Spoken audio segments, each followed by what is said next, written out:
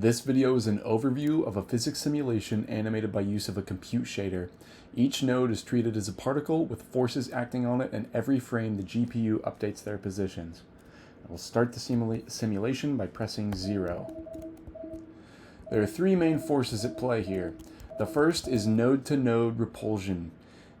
Every pair of nodes pushes each other away with a column-like inverse square force. This keeps the graph from collapsing in on itself. The second force is spring force, which acts on all edges. Every edge acts like a spring with a rest length. If the two connected nodes are too far apart, the springs pull them together. If they're too close, it slightly pushes them away. The last is a central gravity, which prevents the entire graph from drifting off into empty space.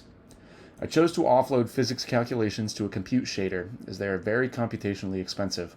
Repulsion alone is an n-squared runtime, as every node interacts with every other node. Doing this on the CPU would be far too slow, especially for larger graphs.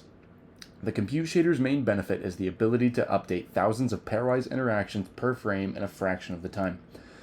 Frame by frame, the compute shader reads current node positions, velocities, the edge list, and user-defined physics parameters.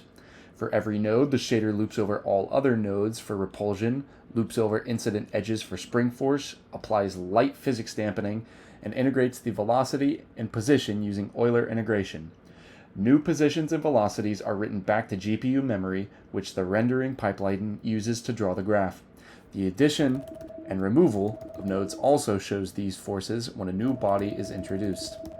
This project exhibits the power of a compute shader when used in n-body physics simulations.